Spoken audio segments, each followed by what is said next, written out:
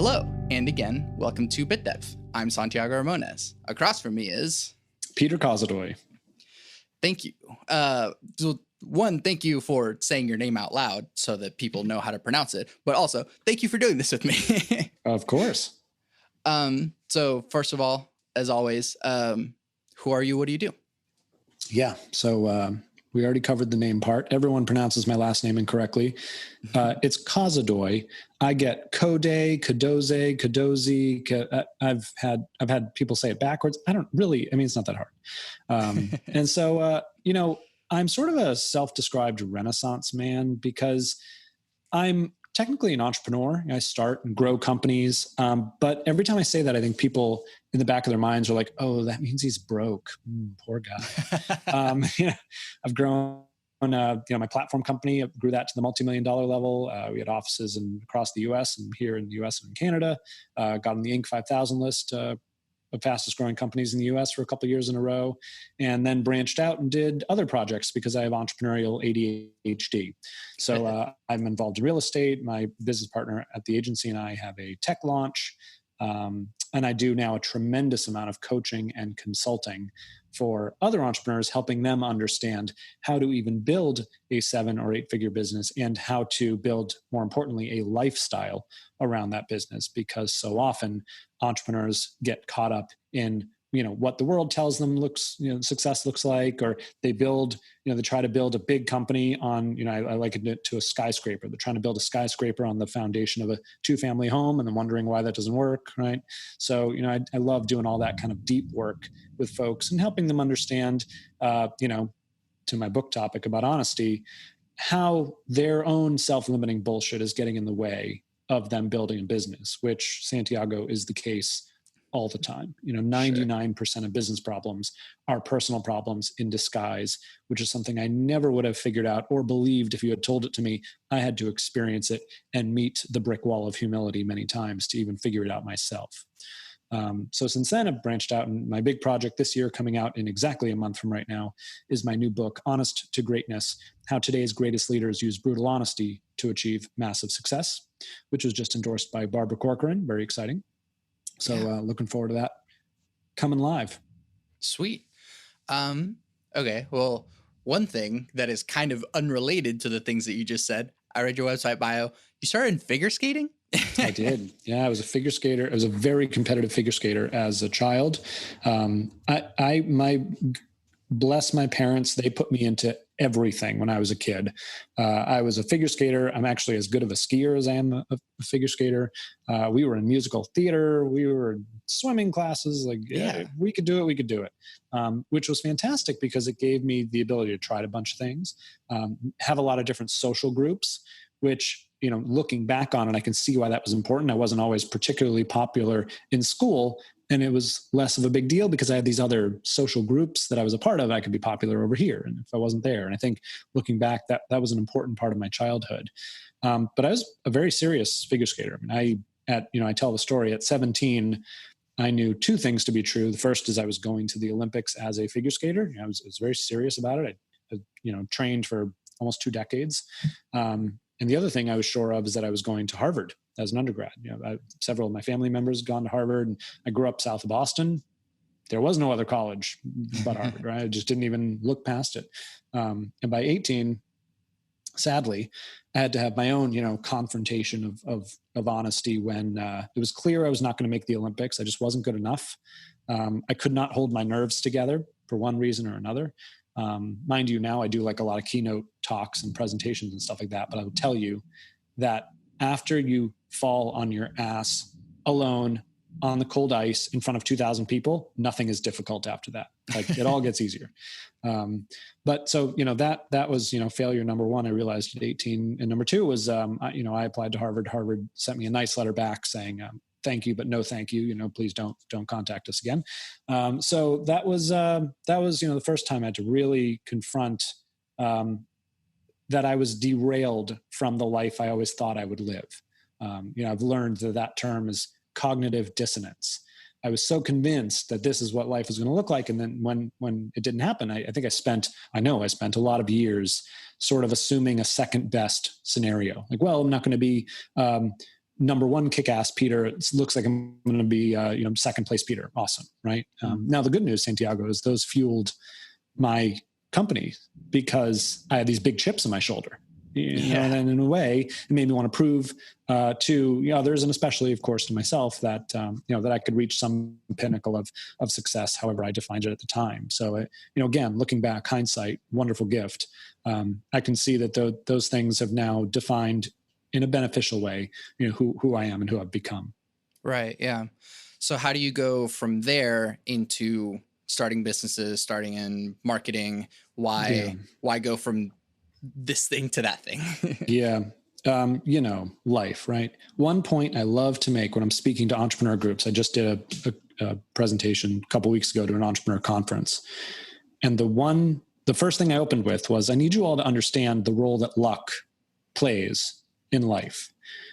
Now, we can debate, we can make our own luck, or can we put ourselves in position to be lucky? Yes, I believe all those things are true. But I also think no one can discount the right place and the right time and the right people, the power that has over us. And that, by the way, we have no control over, right? So I'm an undergrad. I ended up at Brandeis outside of Boston. And I'm every single elective class I can take, I'm at the business school, because I just loved business. It made sense to me. I was like, oh, this is how the world works. I want to understand it better. And at the time, I was working for my now business partner, who at the time owned retail figure skating stores. Because again, we knew the industry well, so I'd worked in it, as a teenager. My parents were like, "Hey, yeah, we're going to support you in all this stuff. By the way, go get a job, you bum." And so I did. It was fine. So as I'm taking all these business classes, I'm like, we're learning about all this awesome stuff. This industry is the perfect kind of niche industry. There are no big players. Let's expand, nationwide and whatever. And he was like, "Yeah, sounds great. Move to Connecticut and let's do that." Now, talk about luck or misluck and timing. Turns out that as I graduate, it's 2008, and you know what happened then, and credit markets dry up and inventories shrink back, and we don't have the freedom and flexibility that we had. So being the two geniuses that we are, we said to ourselves, all right, well, we've got these figure skating stores. We need to drum up business, obviously. What's the best, clearest, most obvious way to do that? I know. Create a reality television show about figure skating. That was our logical idea. Yeah.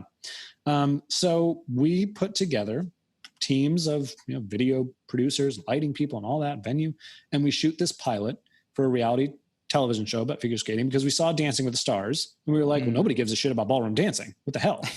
Meanwhile, figure skating, the most watched Olympic sport at every Winter Olympics by far. So we're like, there's a market for this. By the way, you do not have to shoot a pilot to go pitch a TV show. That we had no idea why we did that. And as we're pitching, producers are like, oh yeah, that's interesting. I don't think anybody cares about figure skating though. And we're like, ballroom dancing? Are you kidding me? Anyway. Right. So we go tens of thousands of dollars into debt producing this pilot. And then we're like, okay, well that didn't work. It probably wasn't that smart. Maybe we should be real entrepreneurs and go make money, do something and make $1 or $2. So while we had these teams pulled together, we said, let's go pitch video production work. And so Santiago, literally, when I say we started at the bottom, we started at the bottom. We started shooting $800 television commercials for local car dealers, which is exactly as glamorous as it sounds. And literally we bounced along the bottom for years, and by year 4, we had gotten up to maybe 350,000 in revenue. And we're doing all this video production work. I just remember thinking to myself, man, if we could only get more of these $800 television commercials, we'd be rich. Well, apparently, even though I was taking business classes, I didn't take math classes. So I didn't pause to figure out that's actually a really stupid idea. And, what kind of business would that be, right? It doesn't even make sense. Talk about foundation, as I said earlier. This is how I learned all this stuff, by the way, the hard way, by doing stupid shit. So we were getting hired by other agencies to do their video production work. And quickly we realized that marketing agencies are run by a lot of dum-dums. I mean, people the strategies are bad. They didn't care about clients. They would overcharge. They would blow through deadlines. We were like, we can do that better, right? Classic entrepreneur, we could do that, right? The good thing about we can do that is, it's good to have that ego. That's what helps us business owners, get going. The bad thing is we actually have to go out and prove it. Right. So overnight, we're like, well, we're not video production anymore. We're a full service marketing agency. Change the name. That's who we are. And at the time, we were doing TV commercials, actually web videos, for a local college, shooting their student, testimonials, stuff like that. And one day the VP of marketing calls. She says, actually, we're going to hire a full service agency now. It's like, over $1 million account, big deal. She's like, I like you guys. Do you want to come in and pitch? Do you have the resources and the team to do this? So we kind of put that on pause, and we were like, all right, well, okay. Do we have like copywriters? No. Do we have graphic designers? Nope, don't have that. Media people to handle the meeting? Nope, don't have media people. Do we have an account man? Nope, no account managers. Don't have any of those things that we knew we needed. So we got back on the phone. We're like, yeah, absolutely. We want to pitch. We've got everything you need. We'll be there. Just give us the time. We're good to go.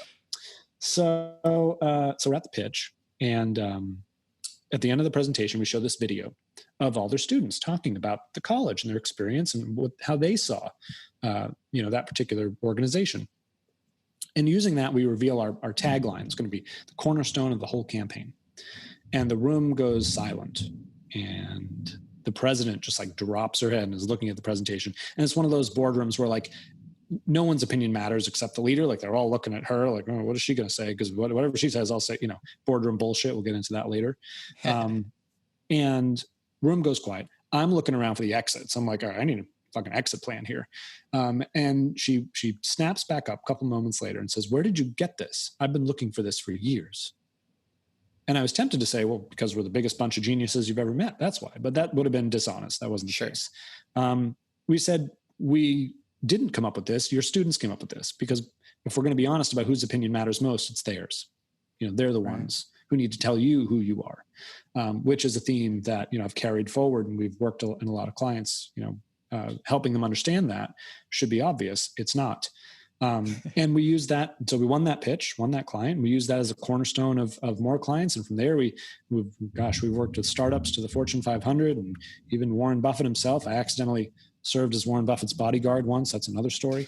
But yeah, it's been a wild ride and one with many pivots and many lessons and many downfalls and defeats. Trust me. Sure.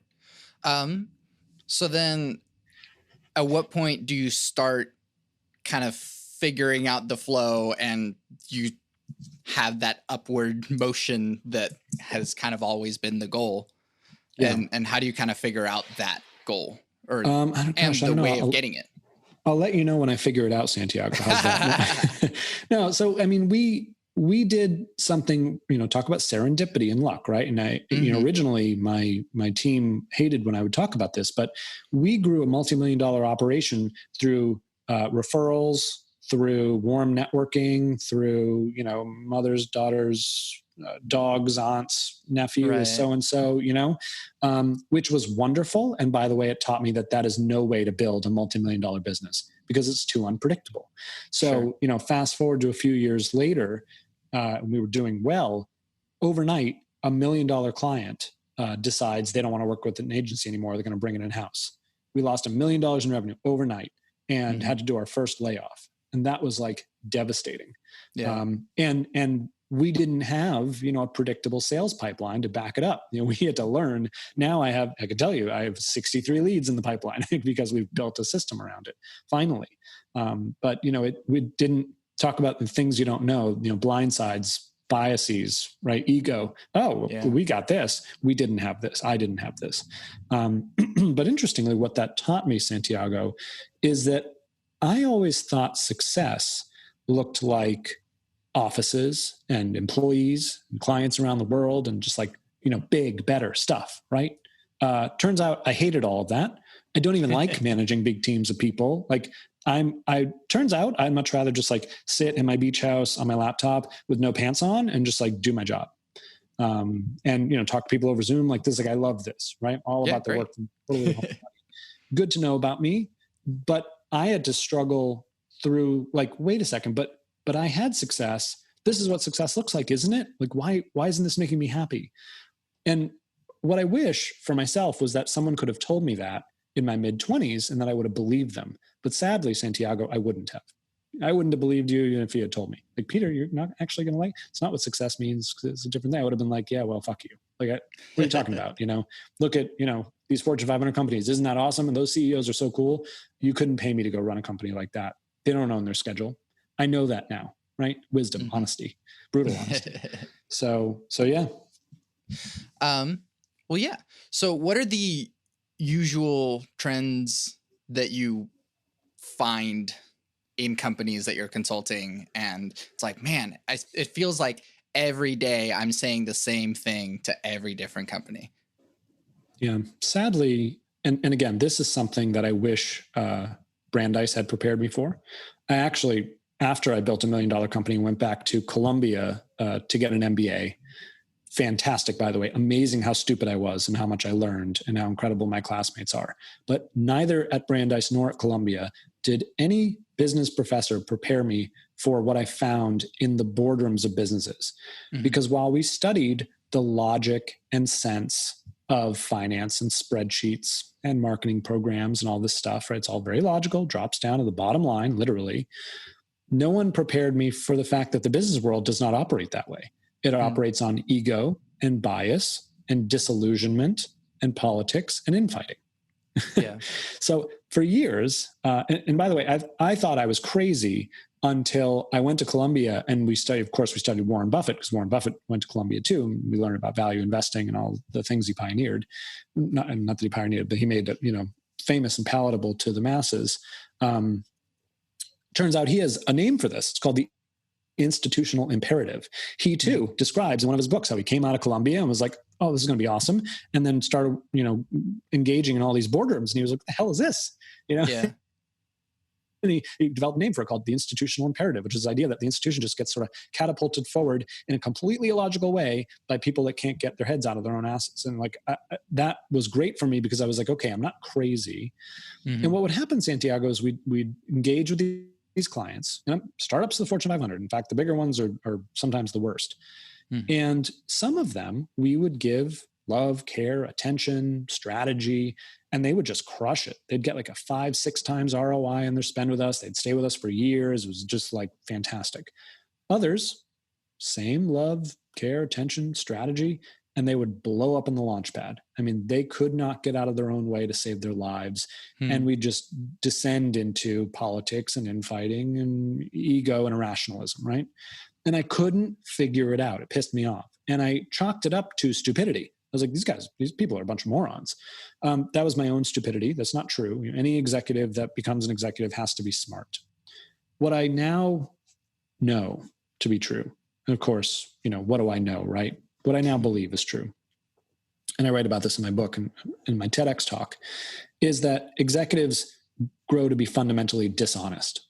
And I don't mean that in they're like outright trying to mislead people. What I mean is they are dishonest either about, and I talk about these levels in my book, what's going on in what I call the community, how society is changing, how consumer trends are shifting, how the zeitgeist is moving. Or they're dishonest about what the others around them are thinking and feeling and knowing, either the insights of their fellow executives that they won't listen to, or what their customers are saying about their products and services that they refuse to believe. And then finally, they're fundamentally dishonest with and about themselves, with their own biases and self-limiting beliefs as leaders. And what I hope, and what I've kind of transitioned to, we still, work at GEM, my agency, but I'm also with this book hoping to come up a level so that we're not inheriting someone's idea of marketing where what they really need is a boardroom readjustment, a chiropractic, honest alignment into what's true about their business, because it was just frustrating to not be able to work at the level that really mattered, helping these executives understand that they're full of shit. And that's actually what's preventing them from moving forward. Now, as you can imagine, some are going to be more receptive than that to others. But just to give you, a wild example, I never would have believed these things if I saw them. I can't tell you how many times a customer insisted on a marketing program that served themselves, the CEO, the leader, whoever the decision maker was, even if they had zero to do with their target market.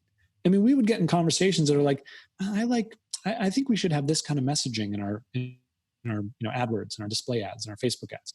Okay, that's great, but your customers already said that they don't care about any of those things. So if you want to talk about those things, it's fine. Yeah, I want to talk about those things. Okay. Yeah. Or, hey, we should do billboards. I don't think that's a good idea. Your target market's not driving on the highways. I don't care about billboards. No, we should do it. Okay, that's a $7,000 ad placement. Can you tell us why? Well, I think it's a good idea. And I want this one here on that highway. Why there? That's nowhere near your, where your target market would be going. Yeah, well, it's halfway between my house and work, and I like to see it. Okay, fine. If we're going to spend $7,000 a month on your ego, that's totally cool, but let's not delude ourselves about what this is, right? Yeah. And by the way, when this fails, which it will, don't blame us. Guess what, Santiago? They blamed us every time for their own ego and bias, right? Sure. And it pissed me off. So, that's why I wrote a book about it. And actually, I didn't, great thing about being the honesty guy is I get to be honest, right? Sure. Never set out, honestly, to write about, speak about, or frankly, even care about honesty. This is a shock to, teenage to mid-20s Peter, who is likely most likely voted to continue being an asshole through his life. And for me to talk about honesty and transparency and humility and the removal of ego should be shocking to anybody who knew younger me. But what I figured out is that it works. And I originally set out to write a marketing book because of all the frustrations I experienced. It was actually my literary agent who, as soon as he signed me, he turned around and was like, oh, hey, Peter, by the way, this isn't a book about marketing. It's a book about honesty. And I said, well, clearly you can't read because it says right on the front cover, it's a book about marketing. So I don't know what to tell you. And, of course, as I took it home and I was flipping through it, I was like, damn, he's absolutely right. This is much bigger. This is about how honesty invades and dishonesty invades us as a society. We see that with the pandemic, and racism, and gender discrimination, all the shit going on right now. We see it in how we lie to ourselves, not intentionally, but about what it takes to achieve what we want, who we really are, what we even want to achieve, what it takes to get there. All these ways that honesty comes into our lives and businesses, it affects us as leaders of our own personal lives or leaders of our organizations, and ultimately does affect the results we achieve, whether that's our bottom line, in terms of monetary, bottom line, or our happiness, satisfaction, fulfillment, whatever. Yeah. Yeah. So I think of the phrase, like, you can lead a horse to water, but you can't make it drink. Indeed. How do you get the horse to drink? Yeah, because you can berate these people with all these honesties and everything, but yeah. I mean, one thing I do in my book is I make the case over and over and over again. And I have some fantastic interviews and case studies, from Quicken Loans to Domino's Pizza to Bridgewater Associates to the Ritz-Carlton, to all these organizations that have used honesty as a strategy to make shit tons of money. This is not an ethics book, by the way. This is a book about using honesty, wielding it like a tool in your toolkit to make money. I'm a capitalist, right? MBA. So, really, I want people to understand this is about achieving outcomes. But to your point, a conversation I've had a couple of times is like, well, isn't this sort of like selection bias? Because folks who are more likely to be open-minded and willing to admit fault and ready for change, all the ways I define honesty in the book, are going to be the ones who are more likely to read it. And the folks who think they have it all figured out, who are overrun by ego, who swear up and down they're self-aware, even though that's usually a symbol that they're the least self-aware in the room, they're not going to pick up a book about honesty because they already think they're honest. And that would be a very correct assumption to make. The folks who should read this probably won't. And my hope, because I stratify the book into layers, and I have a chapter just for entrepreneurs, just for leaders of big companies, also just for middle managers and frontline employees, because my hope is that someone in an organization picks it up and says, hey, there's real strategy here. There's real tactics. We can do this and we can make more money, because everyone wants to make more money, right? Except for maybe like the monks in the Himalayas. But this podcast is probably not for them, right? So, that's why it's a business book. There's a reason to use these strategies, and I show you how to use them in the book. And the reason why I think it's extremely important, and I was really intent on creating chapters for middle managers and frontline employees, is because particularly frontline employees, they know the truth. They are the ones who actually know what's going on. They know what the customers are really saying. 9 times out of 10, Santiago, they have all the answers that the executives need. It's just that the executives don't ask them. And even when they do ask them, they shovel it under the rug and they don't do anything about it. Listen, we've done a ton of focus groups and interviews for clients. one time we got hired by an organization. They're like, yeah, come in. We want everyone to get on the same page. We want to know what our frontline people are thinking. We need to solve this big problem, right? The one thing they do is provide this one system to clients, and the system produces a benefit the clients love. They have a ton of clients, and they want it to be better, right? Great, right? Awesome. So I'm doing this this focus group with like 20 of their people. Inside of 90 minutes, we had a fantastic plan put together. They knew what to do. They had already researched it. They knew how to upgrade the system. They knew what the clients wanted, like done, right? I was like, no, this is perfect. You did all my work for me. Fantastic. Take it back to the executives. And what do you think they say? Don't like it. Oh gosh, this seems really expensive, Peter. I don't know. And, I see that our people are saying that, but I don't really believe that. And yeah, you're right. They just got in a room and lied for what reason again? So, here they are paying us money to bring them a solution. We brought them a solution. They still didn't want to believe it. So, right. and in the meeting, by the way, the frontline employees did say at one point, Peter, this is great. I'm happy they're asking our opinion, but I have a feeling they're going to ask and then not doing anything about it. And all I could think to myself is, wow, what a trust eroding exercise that is. Sure. I ask you for your opinion and then do absolutely nothing. That's even worse. You may as well just tell them, hey, please just shut up and do your job. I actually don't care about your opinion. I just want to make sure we're on the same page and transparent about that. That would actually be better. Right. Yeah. So then you talk about luck and I guess I'm trying to formulate the sentence backwards. How do you help people break through barriers and systems, bureaucracies, and the like that are kind of always there? And I don't know if some of it is luck or if some of it is just navigating the systems. Yeah. So there are definite ways to gain traction, and it changes depending on who you are. If you're a leader of an organization, you can just come right out and say, hey folks, I think I've probably been a lying sack of shit in some way or another, and I'm sorry. And I want this organization to be better. I want to be better. I want to be better for you. So here's what we're going to do. And I outline things in my book like, create a culture code, and not for the sake of culture, but for the sake of transparency. Sure. You look at a company like Quicken Loans, they have what are called isms. And it's basically a culture code. This is how we act and this is what we believe. They have isms like say yes before no, or it's not about who is right, it's about what is right. So when I first started investigating Quicken, what I wanted to know is how did they ever come up with Rocket Mortgage when they were competing against much bigger publicly traded mortgage providers like Wells Fargo and Bank of America and all that stuff.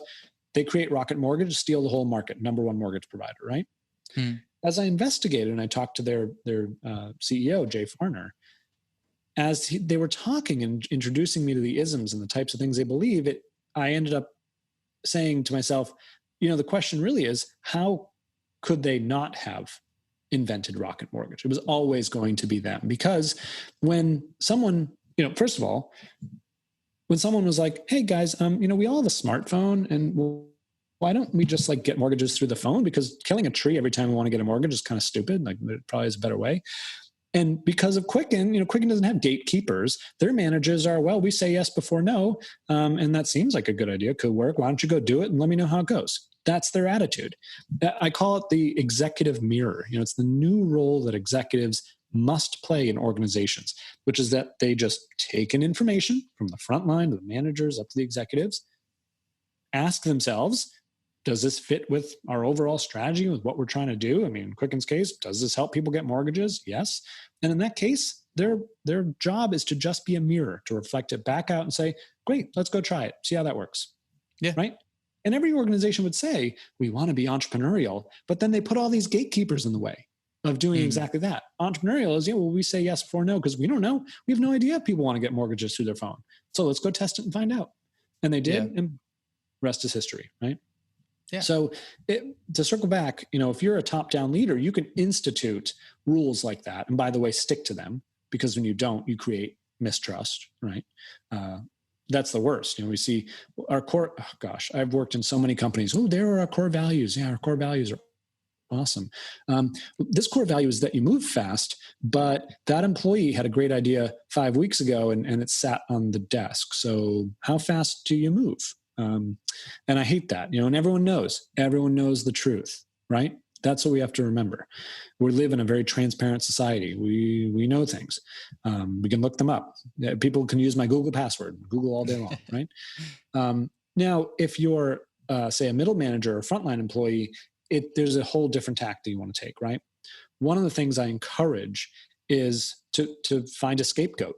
Honestly, bringing me in to blame me is a fantastic way to remove risk from yourself. Just think about it. Be like, oh, well, I didn't say any of those things. I mean, honesty might work for our organization. I don't know, but this guy, Peter, says it will. And, he came in, made that speech, and I don't know. I mean, yeah, maybe he sucks or maybe not, but why don't we try it? Because it'll be his fault, right? Because especially in a big company, it's all about protectionism. As my business partner says, most folks in companies are not playing to win. They're playing to not lose. By the way, in my opinion, what a shitty way to live. I think I'd rather die. So my point is there are things like, hey, bring in a scapegoat, point to them, right? Take the risk off yourself so you don't lose your job. Secondly, build a coalition. Build a cross-departmental group of folks who recognize that the organization could really use a lot more honesty, about what's going on in the world, what's going on with their customers, vendors, suppliers, fellow peers, and what's going on with themselves as an organization, and get together to do some really good brainstorming activities. So do some exploration, create some surveys. I have a whole workshop that I run as part of my book, and I actually give you all the workshop questions at peterkozodoy.com. If you opt in for the 21-question honesty quiz, it's totally free, and you get the workbook guide, and you can follow along with your team. Another thing is get data. So with Buffett's institutional imperative, one of the things he found was that CEOs love to do this really weird thing. How am I going to innovate and beat the competition? Ooh, I know. Let's see what the competition's doing and just do that. This boggles my mind, and I've seen it over and over and over again, right? This sort of odd copycat syndrome.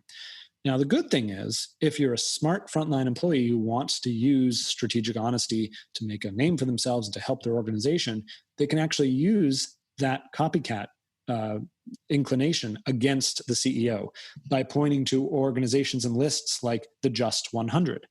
Just Capital puts out a list showing, here are the most honest, they call them just companies, according to, workers' rights and ESG and environmental and all this stuff. And by the way, they earn an average of, I think it's 6 or 8% higher return on equity than their peers who don't use those strategies. So you can use data to make a business case, or you can use any of the case studies in my book to show how using strategic honesty works. And then ask the question, hey, if it worked for all of them, maybe we're missing something here, a way to make you more money, Mrs. or Mr. Executive. So using data is really important. If they can see it in a chart and it aligns with what they're trying to do and with the bottom line, again, it becomes harder to ignore. And as one of the CEOs in my book says, if you bring a coalition of people together who agree that, great change and innovation is the right way to go, and they bring data, and the leader still wants to ignore you, it may be time to go to monster.com and switch jobs, or not. But, that's who wants to work in that environment, spend their days like that? I don't know. Don't ask me. I've never, I haven't worked for someone since I was 22. So. Yeah, no, that's really good. Kind of more about you, but what's something that people don't normally know about you? I'm so brutally hard on myself. I coach and mentor a lot of entrepreneurs now, and they're always surprised. I guess I put on a good face, but they're always surprised to hear how hard on myself I am, the level of expectation I have for my own achievement. So, gosh, Santiago, there are days when I wake up and I dread facing the day, even with all the stuff I've done, just kind of knowing the big hill I still have yet to climb. So, one of the things that I hope all entrepreneurs recognize is that two things. One, business success does not equal personal success or happiness.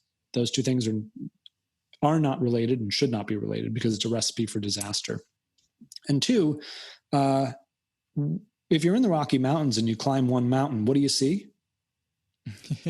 Everything else, I guess.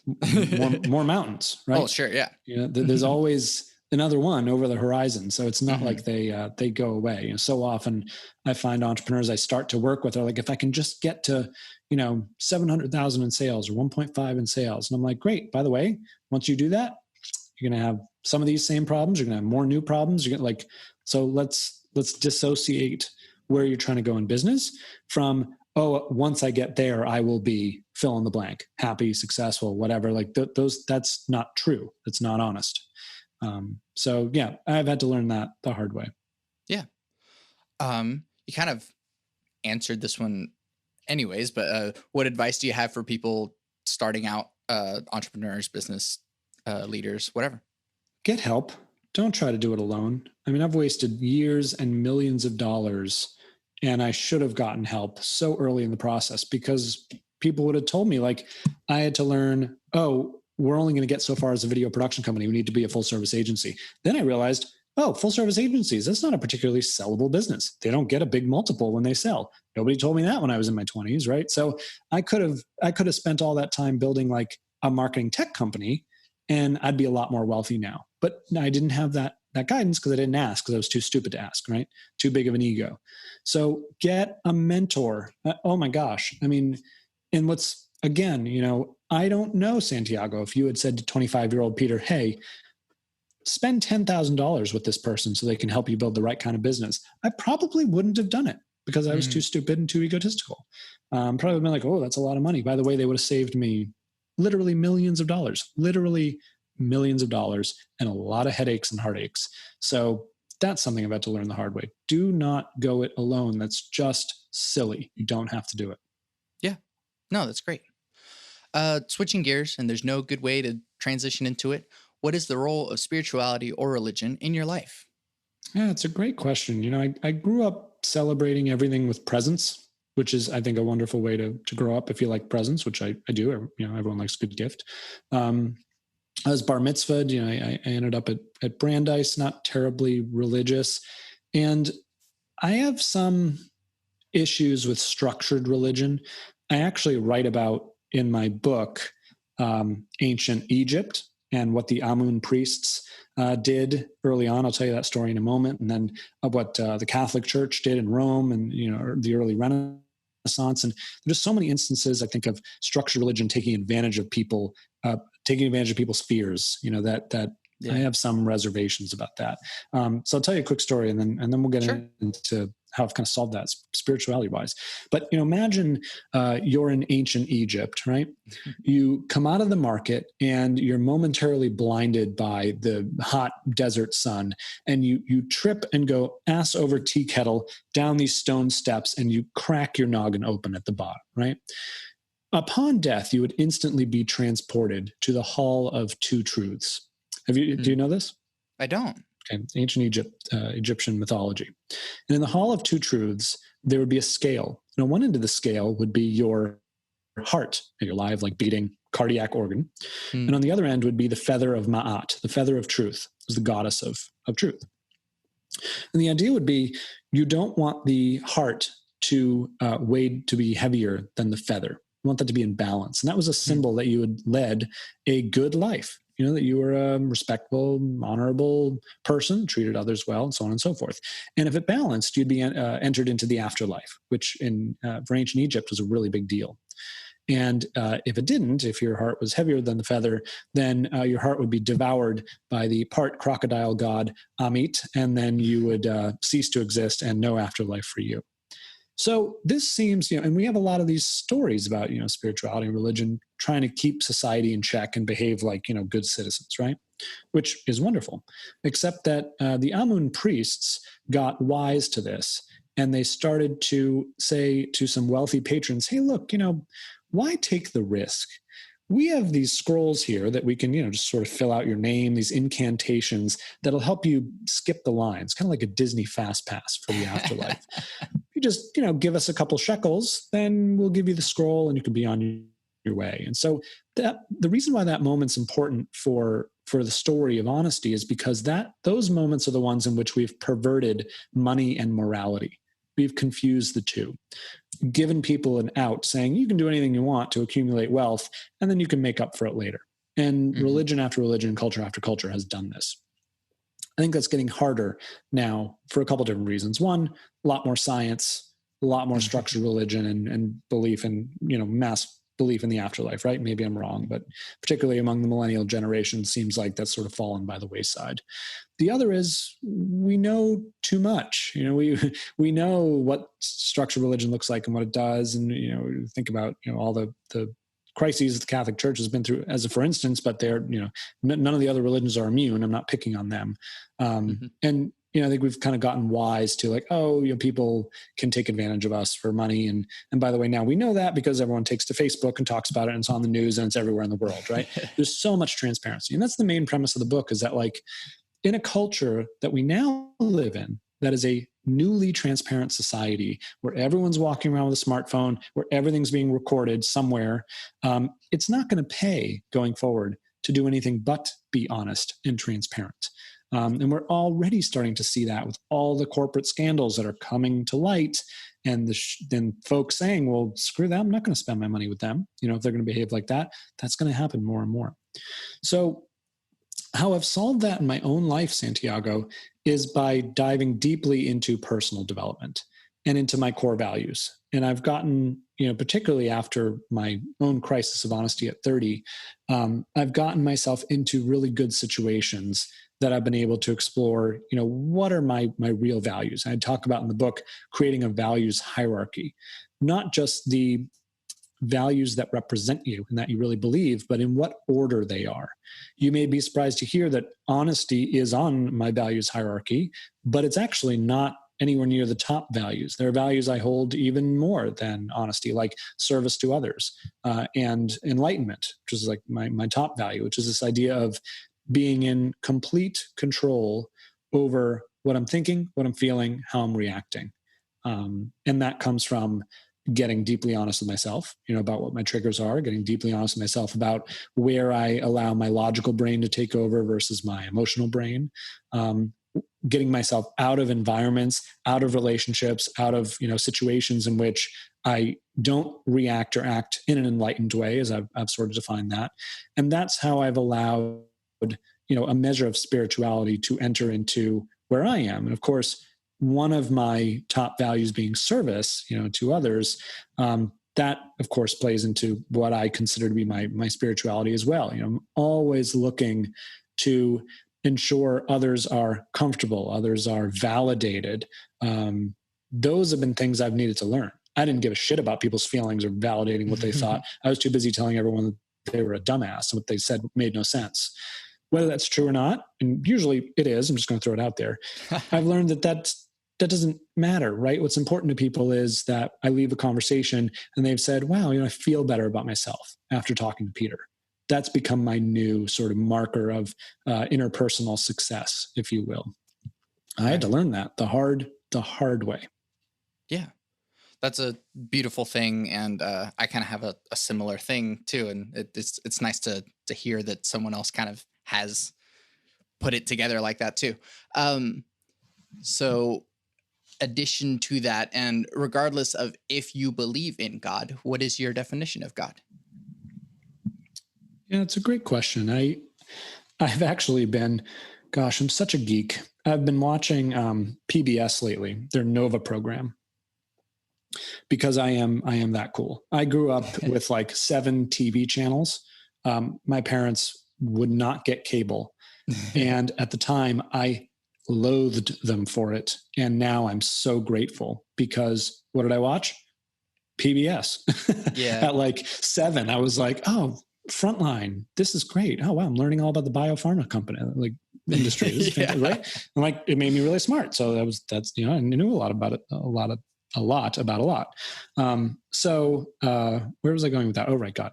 So I'm watching this Nova program the other day about Einstein's theory of relativity. Mm-hmm. And I never knew this, but if you take an object and accelerate it to the speed of light, then time slows or speeds up, depending on, whether you're the observer and standing still or you're the person at speed of light passing, whatever. I knew that part. But what I didn't know was that if you take an object and move it at speed of light away from you or towards you, their moment in time, their now, and your moment of time actually becomes dissociated. Mhm. So if Santiago's in a rocket ship moving really, really fast away from me, and I don't remember if it's away for one and towards for the other, so I'm going to get them confused, but let's say it this way. And you're moving away from me. If you and I pick an instant and think of the same thing at an instant, we're actually not in the same time. Yeah. Your now is could be 5 years ago, 50 years ago, 200 years ago, depending on how fast you're moving, because you're slicing through the space-time continuum in such a way that you've skewed literally the space-time fabric. You with me so far? Yeah. And in addition, if you ride towards me, again, I probably messed that up, but let's say it's towards me, you're actually slicing into my future. Your now is my future now, right? So if your brain isn't hurting already, for those of you listening out there, I had to rewind and watch that segment like 4 times to like finally like get like what they were talking about. And so if you believe in physics, this is what the math says. Right? It's not like theoretical. This is what the math says, that these things should be true. And so in that kind of situation, time is not like a river, a flowing river. It's like a frozen river, where at any point in time, we sort of already know what history looks like and what the future looks like, which means there has to be a future, and we already know what it is. It's talk about destiny and fate, which, by the way, I wasn't a huge proponent of, except I wrote, because again, I'm so cool, wrote an article in my high school paper one time. I've never told this story, by the way, about, because I was taking an advanced physics class, about the fact that if you take a human brain and you break it into its atoms, they're all physical processes, right? Like a synaptic electric firing, that's a physical process. A chemical process between brain cells, that's a physical process. Yeah. And we know how physical processes go. Like we can predict if you roll a bowling ball in one direction with this kind of a slope and those kinds of atmospheric weather conditions, we know what's going to happen, right? So if you apply that logic to us humans, we also should know what's going to occur.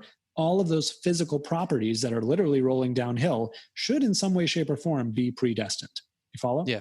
Mm-hmm. So when you ask me, what's God? I have no idea. But what I do increasingly believe is that, kind of tie this back to luck, right? There are a lot of things that just flow through life that I think we struggle to understand, and we assign emotion to, and we try to control in ways that I think we, and I especially, I'll speak for myself, would do a lot better to just smile and look around and enjoy and be thankful and grateful and not worry so much. Mm-hmm. Because even if everything I said about physics isn't true, we can't control most of it anyway. That we can probably agree on. So, exactly. Is that God or not? I have no idea.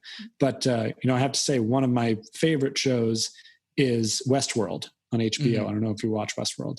Yeah. Because it is the great existentialist tale of our time and really grapples with like, what is humanity and what is it to be alive and here and now? And how do you even define that? And those types of issues just fascinate me. Mm-hmm. And the reason I love them, Santiago, is because if I believe if more people spent more time thinking about that stuff, looking up at the stars, understanding that we're this, pale blue dot in the middle of a vast galaxy we don't understand, they'd probably be able to let go of a lot of the emotions they're feeling about their aunt's Facebook post or the president's tweet that really don't fucking matter. You know what I mean? I think we need a lot more perspective in this country and in this world. Definitely. It's interesting that you bring up that paper that you wrote in high school, because my next question is free will an illusion? How is it, or is it not? I don't know. Yeah, I'm still trying to, I think about that. It's a great question. I think it's probably an illusion. Mm-hmm. I think it probably is. And the fun part about that I love thinking about is there's no way to prove it. Because as soon as you think I have free will, then you can also think, was I always going to think I have free will in that moment of time, in that space? You know what I mean? So it's, I love mind fucks like that. It's wonderful. No, definitely. How do you determine what good behavior is? Oh, gosh. It's changed so much for me now, going back to like the empathy I've had to develop. I think good behavior is empathy. Yeah. I just did, so as part of my book launch, I picked 50 people that I really respected, and I put together a little package for them. There was an advanced copy of my book, and then a wine bottle planter that was recycled, that was engraved with their name, that you could like put together and put flowers in it, and it would become a planter. Really nice. And I wrote them a letter, and it's printed on seed paper, so you can like cut the paper up, plant it, and it grows into wildflowers. Like, very thoughtfully done. And just saying to them, hey, you've been an inspiration to me, and thank you for everything. And I'm reaching out because honestly, I need your help. I have no right to ask, but I really want and need help with this book. It's really important to me. It's about honesty. I know you value honesty. So, I hope you accept this book and at least, consider helping me. I can't tell you how many, so folks did get back and they're like, oh, wow, Peter, this is amazing. Thank you so much for thinking of me. This is wonderful. Other folks, a month went by, I followed up. Hey, did you get that? Did you receive it? Just let me know you received it. Yeah, I received it. Gosh, just, thanks. And so, I reached out to them cold. I have no right to be upset that they weren't, more excited about it. That's fine. But empathy, right? I mean, if someone had taken the time to mail me a box with a gift and a book and a cry for help, I would at least call them or email them, say, hey, I got this, super thoughtful. I'll put it on my shelf. Can't promise I'll read it right now, but it looks really awesome. And, if there's a way I find I can help you in the future, I will consider it, right? Sure. Just nice, right? Nice, thoughtful, empathetic. And I was really disappointed. And again, I have no right to be disappointed. I know that, but no right. But I did feel disappointed that they didn't have the empathy to take 3 seconds for the hours and hours of labor and thoughtfulness it took me. They couldn't take 60 seconds to write me an email. You know what I mean? Sure. So that comes down to values, right? What did I tell you? My highest value is service. One of my highest is service to others. So that would have crossed my mind. Whereas maybe their value isn't service to others, even though many of them say it's service to others. But again, back to self-honesty, there's what we say and what we put out on Instagram, and there's how we actually act. So sure. It was a little disappointing to me, but again, self-honesty, right? I have no right to be disappointed, but I was. Sure. Yeah.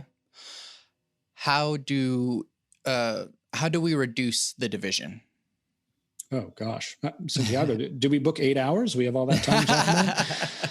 I intentionally asked dense questions because the story is more important than the answer. Well, this is an important question to me because what we're seeing in our society and culture right now in the United States is really disgusting. Mm-hmm. I mean, I am just blown away by the amount of ego, bias, and ignorance that my fellow Americans have adopted in recent years. And, folks sometimes love to blame social media. Listen, I hate social media too, but don't blame the technology for the psychology, and that's what's pissing me off about, right now folks are blaming Facebook because they're not doing enough to fact check, the president's posts, and they're allowing groups and stuff like that. It's like, I wish people would just take a moment and ask themselves, do we really want a corporation with a profit motive to be the ones deciding what's true and what's not and what we see? Are you kidding me? Mm-hmm. And then what are we going to do? We're going to stop these groups from marketing. When they're marketing on Facebook, we can all see what they're doing. We can have an open conversation about it. There's transparency.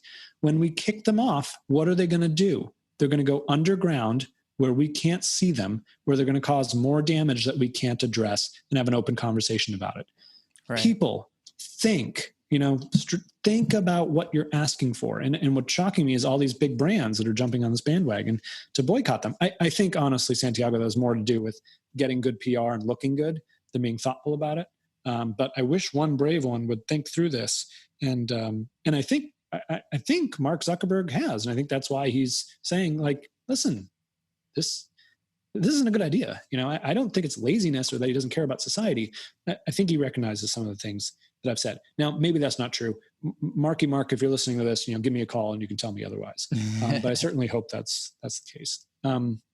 So, back to division in our society, let's not blame the technology for the psychology. And as far as the psychology goes, somehow we've turned into a nation of rugged individualists. I mean, this whole thing about like, I don't have to wear a mask. You can't tell me to wear a mask. It's like, just shut up and put the mask on. I mean, listen, and I don't want to wear it either, you know, and there are certain situations. I mean, look, I went out to eat at a restaurant the other day.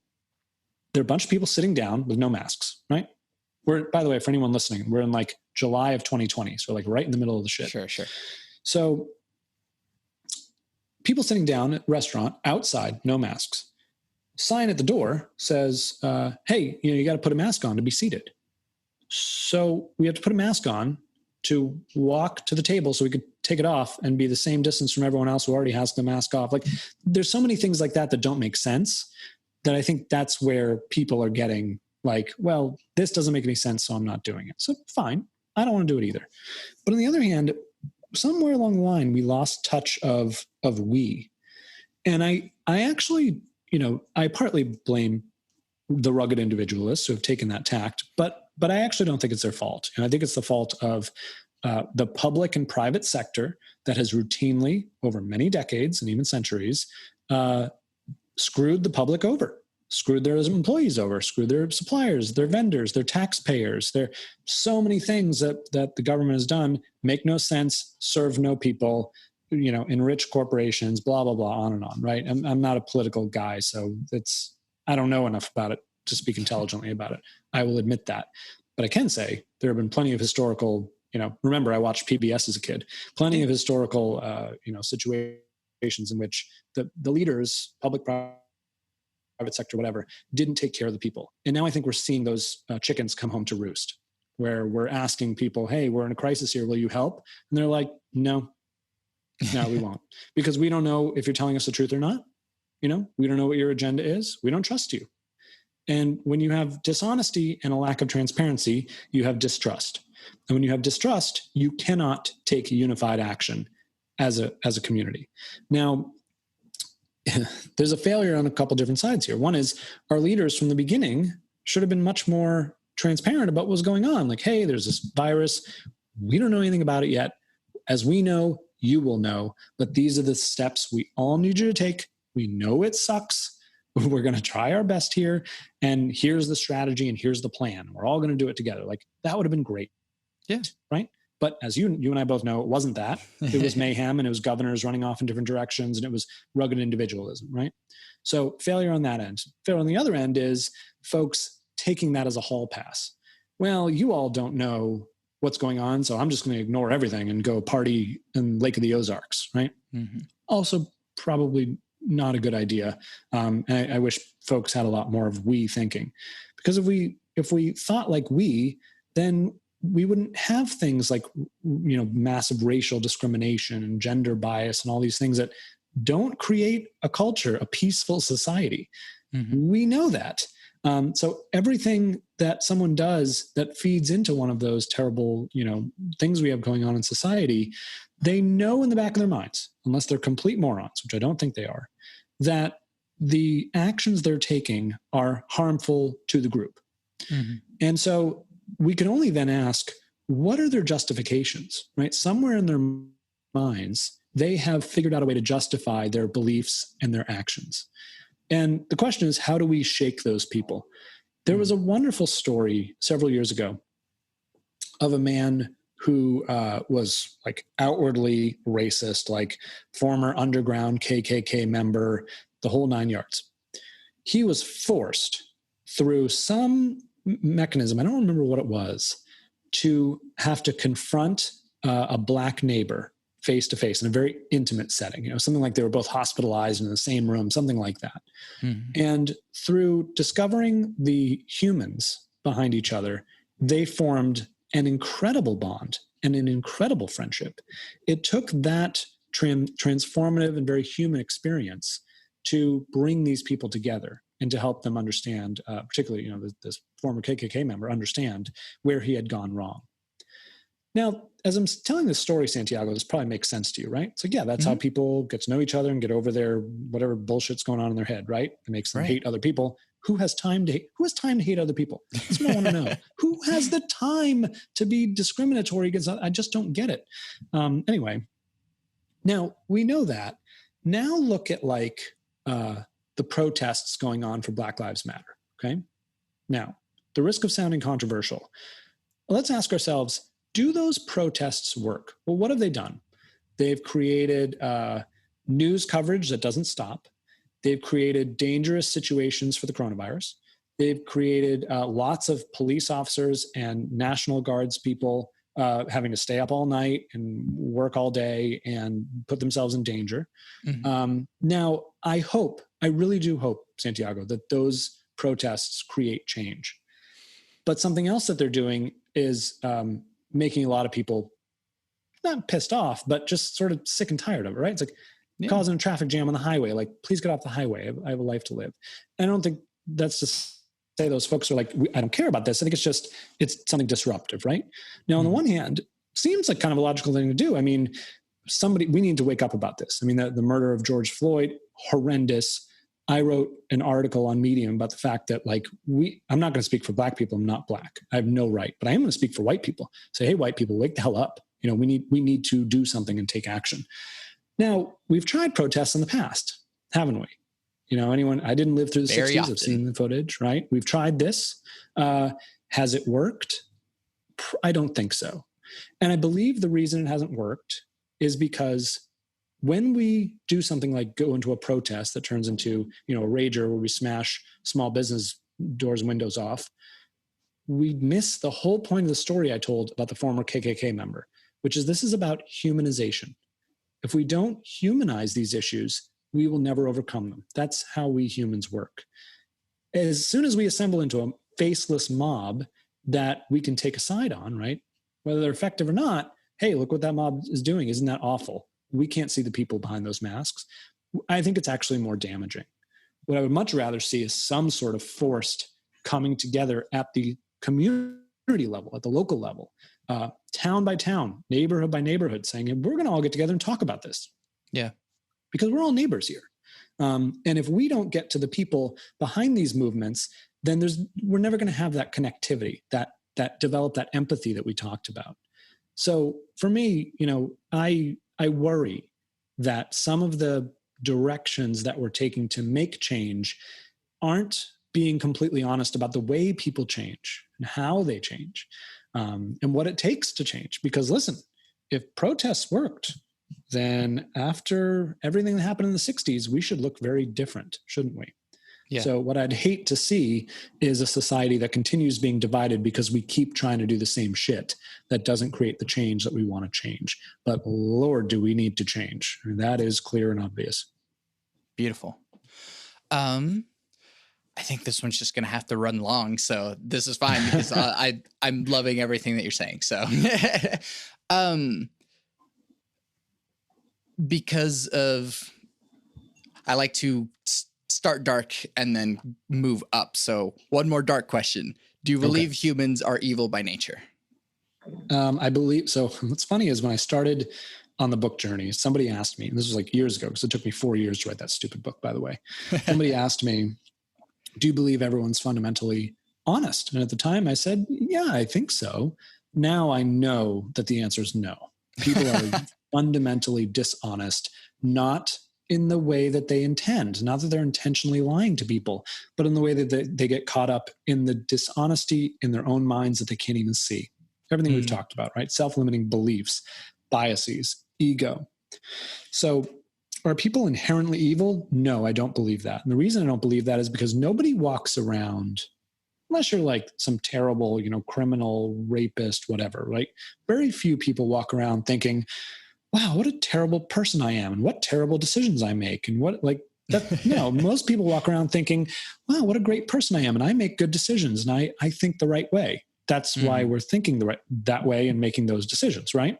Yeah. So, because if we move from that point, if we assume that's true, maybe it's not, but if we assume that's true, then we have to make other assumptions, which is how do you not change a person from evil to good, but change them from thinking they're right to thinking they're wrong, helping them understand what's right. And of course, what's right is subjective, right? It's not an absolute scale. It's the helping people understand where they may be going astray. That's the hardest part. because of what we talked about earlier. The folks who think they are most right and righteous and self-aware are sadly typically the worst and the least. Sure. So again, that can't happen. I have found that can't happen without an extreme amount of vulnerability. Back to get the interpersonal feelings going, get people in a room. Because as soon as there's vulnerability on the table, most folks recognize it and they respect it. What do we say when someone comes and says to you, listen, I'm sorry. It turns out I'm a terrible person. I want to be better and I'm going to try to be better. And here's what I'm going to do to be better. You don't like stomp on them, you like crush their feelings, right? You say, well, thank you for your honesty. I respect that. And in the same way, if we could learn to be vulnerable with others, imagine a situation where we put someone who's been subjected to racism in a room with a bunch of folks, and that person simply tells their story, the emotions. Say, this is what happened to me. This is the way it made me feel. This is why it made me feel less than human. This is why it made me feel what? That's going to be a powerful experience, a tear-inducing experience, and a memorable one that reaches us where it matters, in our amygdala, where the emotions live, where our memories are tied to emotion, so we can empathize and understand. So I know I've kind of come full circle on your evil question, but I don't think people are inherently evil. I think we don't do a good enough job understanding, honestly, how people construct their version of themselves, how they cling to it, and what it takes for them to move off of it. And I think as soon as we can be more honest about those things, I would hope we would change the way in which we try to make change, to bring that full circle. Definitely. So then moving upwards, what are you optimistic about for our future? So I really do believe that in a world where everyone is recording first-party data, where we know what people said, right? Where we can see George Floyd's murder with our own eyes, it is going to become... Why? Ask yourself, when cameras are rolling, when we know what happens, what incentive is there to lie, cheat, steal, murder, whatever? I think the incentives will fall away. Not to say some bad apples will still do terrible things. I mean, those cops knew people were recording them and did it anyway. That, to me, as someone who talks about honesty and transparency, is the most shocking. And so there's still going to be some bad people. Evil people, I don't know. Bad people, yes. But in a world where, the corporate scandal is going to come out, Jeffrey Epstein's story was going to come out, it's all going to come out. I think the incentives to do anything but be honest and transparent will fall away. And that, I believe, will in turn create at least a more transparent and hopefully better society to live in. Yeah, definitely. Then what makes you content? About society or about my life? No, just yourself. What makes you feel content? What's weird? I love, one of the best feelings is just making my to-do list and checking it off and knowing that I did it and moving all the pegs forward. I've always thought of my life as like a chessboard. I want to make sure all the pieces go one peg forward. I know that's not how you play chess, by the way, but I'm mixing analogies. It's I've got businesses here and personal stuff here and my marriage over there and my family. I want to move every peg forward, just make it one click better every day, every month, every year. That's what makes me content. Know that I'm moving in the right direction. I'm learning and I'm growing and not getting caught in my own bullshit. Yeah, it's a beautiful thing. When will you be satisfied? Never. Haven't you watched Hamilton? You know the song I'm talking about? Yeah, Satisfied. Yeah. Never. What advice do you have for people in general? Stop worrying. As my business partner says, worry doesn't solve anything. I've been a victim of worrying myself. There was never any reason to worry. There's no reason to worry now because it doesn't help. In fact, it hurts. When we're busy worrying about what we can't control, we often don't do the things we can control. Yeah, definitely. And I think if people just stop to think about that and then make the changes they can control, they would be a lot better off. Beautiful. And lastly, potentially the most important, cake or pie? Both. Beautiful. Peter, thank you so much for doing this with me. Of course. It's my pleasure. I love doing these. Where can we find you and your things? So come have an honest conversation with me. I'm at honest2greatness.com. That's my main site. I have my fingers in a lot of pies. I have entrepreneurial ADHD. I think we talked about that. So I have a free honesty quiz that you can take at honest2greatness.com.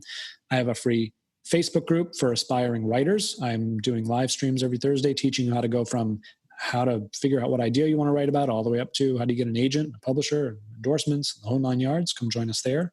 I have tons of awesome programs for entrepreneurs. My favorite is Forum, which is a confidential monthly meeting that we have with a group of other founders where we remove those self-limiting pieces of bullshit and get to what's really, really going on behind the scenes, personal, business, and family.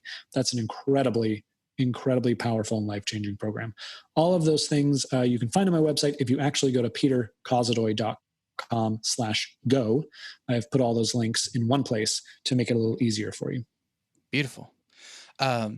Great. Yeah. And I mean, there's also TED Talks and all that other stuff, which I enjoyed your TED Talk. That old thing. Yeah. But no, yeah, it's been a great time, and I'm happy to have connected with you. So, of course, man, my pleasure. Yeah. I'm Santiago Ramones. Peter Kozodoy. You can find everything that I do on my website, santiagoramones.com. I make music. Bloom is available now, streaming everywhere. Put it on in the background, put it on your workout playlist, show it to your friends so you can all enjoy it together. You can also buy the thing and get bonus content to get a bit deep into the emotions you can feel with it. I also make music with Power Cycle, an experimental electronic trio. Our first completely improvised album, Too Many Damn Cables, is streaming everywhere. More to come from Power Cycle in the future. To support this podcast, leave reviews, comments, tell your friends about it, and buy my music, because by supporting me, you're supporting the podcast. I always end the podcast with my 3 things. They shape my life philosophy. Those 3 things are: love never fails, it's going to be okay, I might be wrong.